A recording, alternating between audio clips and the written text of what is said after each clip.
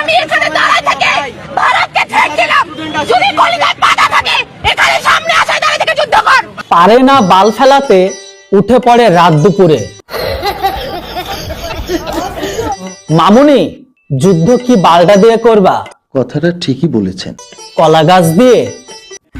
মানে মামুনি, তোমাদের দ্বারা মাঠ কাঁপানো হবে না, তোমাদের দ্বারা সব থেকে ভালো হবে খাট কামানো। কেননা খাট কাঁপানোর এক্সপিরিয়েন্স তোমাদের ভালো আছে, মাঠ কাঁপানো নয়। কেননা মাঠ কাঁপানোর জন্য যে এক্সপিরিয়েন্স দরকার সেটা এখনো পর্যন্ত হয়নি। তাই মামুনি, মাঠের কথা বাদ দাও, গিয়ে খাট কাঁপাও গা।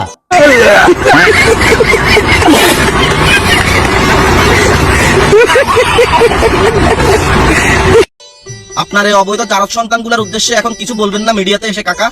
কিছু বললে তো আপনার সাউয়া মাউয়া ধরে টান দিবে চাচা।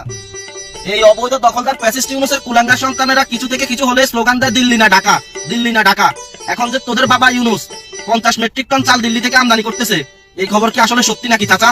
আপনার অবৈধ সন্তানগুলো যে কথায় কথায় স্লোগান দেয় দিল্লি না ঢাকা। সাদা মনে সহজ সরল প্রশ্ন ছিল একটা আমার, যে বর্তমান সময়ে যারা বাংলাদেশিরা ভারতকে কাফের বলে দেখে বা কাফের হিসেবে চিহ্নিত করে, এই কাফেরদের জিনিস খেলে মানে কাফেরদের চাল খেলে আপনাদের ঈমান নষ্ট হয়ে যাবে না? আপনারা কি বলেন? একদম বাম্পার মারছেন এবার। পৃথিবীতে যদি কোনো ফকিন্নি দেশ থাকে সেটা হচ্ছে ভারত। এই শালা ইঁদুর, তারা ভেবেছিল যে তারা শুয়োরের বাচ্চার মতো বাচ্চা প্রোডাকশন দিয়ে গোটা পৃথিবীতে রাজ করবে। হ্যাঁ, কিন্তু এদের বাড়বাড়ন্ত দেখে এই পৃথিবীর সভ্য মানুষগুলো যখন দেখলো যে ইঁদুরগুলোকে ধরে শায়েস্তা করার জন্য ফাঁদ দিতে শুরু করেছে, তখন এই ইঁদুরগুলো গর্ত করে গর্তের ভেতরে ঢুকতে শুরু করেছে। আর বর্তমান সময়ে বাংলাদেশের এই সমস্ত ইঁদুরগুলো এত বার বেড়ে গেছে, যেদিন ভারতের তরফ থেকে ব্রহ্মস গিয়ে এদের গাড়ে ঢুকবে সেদিন খুঁজে পাবে না কোন গর্তে গিয়ে এরা লুকাবে। আর যাব চুলিতে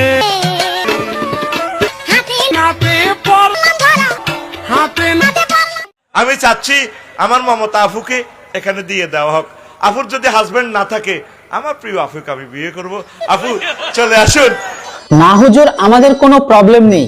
আপনি চাইলে, ফুপুর এখনো পর্যন্ত বিয়ে হয়নি, ফুপু এমনটাই বলে, আপনি ফুপুকে নিয়ে গিয়ে আপনি নিকাহ করে ফুপুকে নিয়ে বাংলাদেশের সুখে সংসার করতে পারেন। কেননা ফুপুর সাথে আপনাদের ম্যাচিংটা খুব ভালোই হবে। মিলেমিশে থাকি আমরা। I love you. বুক ভরা ভালোবাসা তোমাকে দিব। চলে আসো বাংলার জমিনে। আমি চাচ্ছি আমার মমতা আফুকে এখানে দিয়ে দেওয়া হোক। আফুর যদি হাজবেন্ড না থাকে, আমার প্রিয় আফুকে আমি বিয়ে করব। আফু চলে আসুন। মিলেমিশে থাকি আমরা। I love you. বুক ভরা ভালোবাসা তোমাকে দিব। চলে আসো বাংলার জমিনে। ও মা গো টুরুলাও।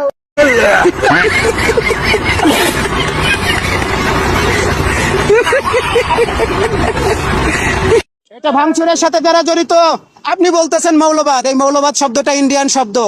হ্যাঁ, মৌলবাদ শব্দটা ইন্ডিয়ান হলে তাহলে মৌলবাদী কারা? আপনারাই নিশ্চয়ই। আমরা কখনো বলেছি যে দাড়ি টুপি যারা আছে এরা মৌলবাদ? সরি ভাইয়া, আমাদের ভুল হয়েছে। দাড়ি টুপি রেখেছেন মানে আপনাদের মৌলবাদ বলা যাবে না, আপনাদের বলা উচিত ছিল সন্ত্রাসবাদ। কি ঠিক তো? আপনি ভাই ভালো একটা মোষ রেখেছেন, আপনাকে আমি কখনো মাদারচোদ বলেছি? সরি, এটাও ভুল হয়েছে। আপনাদের মাদারচোদ বলাটা একদম উচিত হয়নি, আপনাদের বলা উচিত ছিল বেহেনচোদ। কি ঠিক তো? আমি আপনাকে কখনো চারালের বাচ্চা চারাল বলেছি? না না, এটা কখনো আপনারা বলতেই পারেন না। আপনারা শুধু বলেন কাফের, গোমূত্রখোর, মুতখোর, উগ্র হিন্দুত্ববাদী, এগুলোই। কি ঠিক তো? বলি নাই, কারণ আমরা ধর্মীয় উস্কানি দিতে চাই না।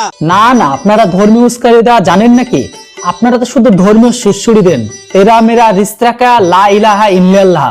হ্যাঁ, আপনারা তো ধর্মীয় উস্কানি সুড়সুড়ি কিছুই দেন না, শুধুমাত্র ইসলামের নামে সন্ত্রাসবাদকে ছড়িয়ে সাধারণ নিরীহ মানুষদেরকে সফলভাবে হত্যা করেন।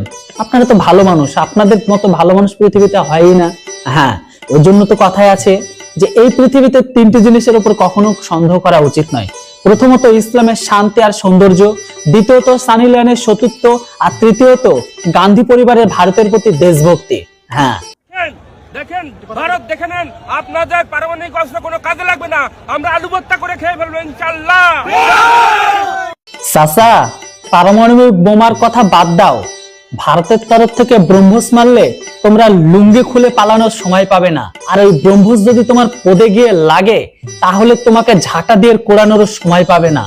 আলু ভর্তা করবা কি আলু ভর্তা হবা তার কোনো ঠিকানা নেই। ভারত আমাদের প্রকাশ্য শত্রু, তাদের বিরুদ্ধে যদি যুদ্ধ ঘোষণা করতে আমরা যুদ্ধ করব, প্রয়োজনে আবার যুদ্ধ হবে। আপা যুদ্ধটা করবা কি দিয়া? আপনাদের কাছে আছে কি? ও ভুলে গেছিলাম, কলা গাছের তৈরি মিসাইল। তা আপা আপনাদের যুদ্ধ করার কোনো অভিজ্ঞতা নাই, আপনাদের ভালো অভিজ্ঞতা আছে খাট কাঁপানো। পারলে গিয়ে খাট কাঁপান, আপনারা সেখানে ভালো পারফরমেন্স পাবেন বা পারফরমেন্স দিবেন, কেননা আপনাদের মাঠে খেলার অভ্যাস নাই, খাটে খেলার অভ্যাস আছে। কি ঠিক বললাম তো?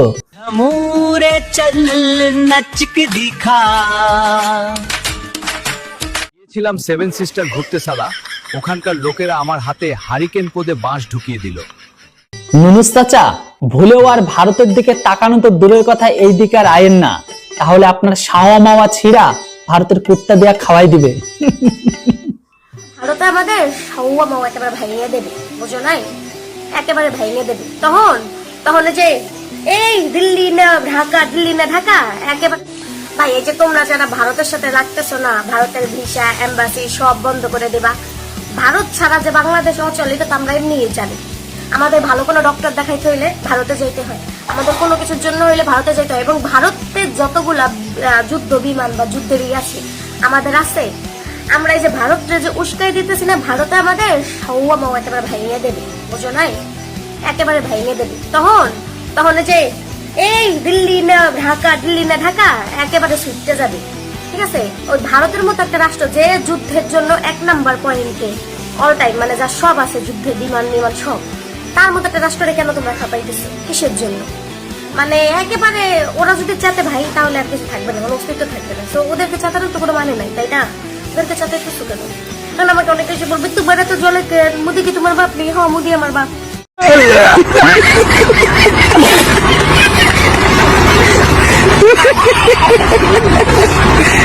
বন্ধুরা, ভারত মুক্ত বাংলাদেশ গড়তে বাংলাদেশিরা তাদের দেশের ঘরের ভেতরে যুদ্ধের প্রস্তুতি নেওয়া শুরু করে দিয়েছে।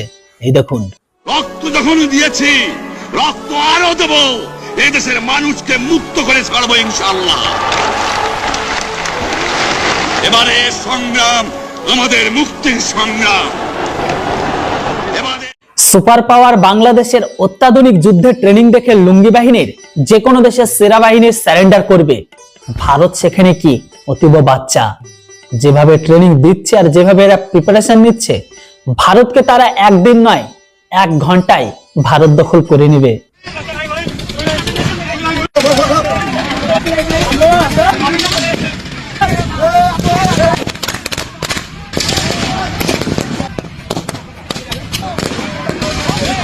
যেটা বন্ধুরা, বাংলাদেশিদের নিয়ে আজকের রোস্টিং ভিডিওটা কেমন লাগলো? ভিডিও যদি ভালো লেগে থাকে তাহলে ভিডিওটিকে লাইক করবেন, আর চ্যানেলটিতে প্রথমবারের জন্য এলে সাবস্ক্রাইব। আবারও বলে দিই, ভিডিও দেখে যদি রেগে যাবেন তো হেরে যাবেন, আর যদি হাসবেন তো আপনার মন মস্তিষ্ক সবকিছু ভালো থাকবে। আবারও দেখা হচ্ছে, কথা হচ্ছে খুব তাড়াতাড়ি বাংলাদেশিদের একটি নতুন রোস্ট ভিডিওতে। ততক্ষণে আপনারা সবাই ভালো থাকুন, সুস্থ থাকুন। Thanks for watching. জয় হিন্দ, বন্দে মাতরম।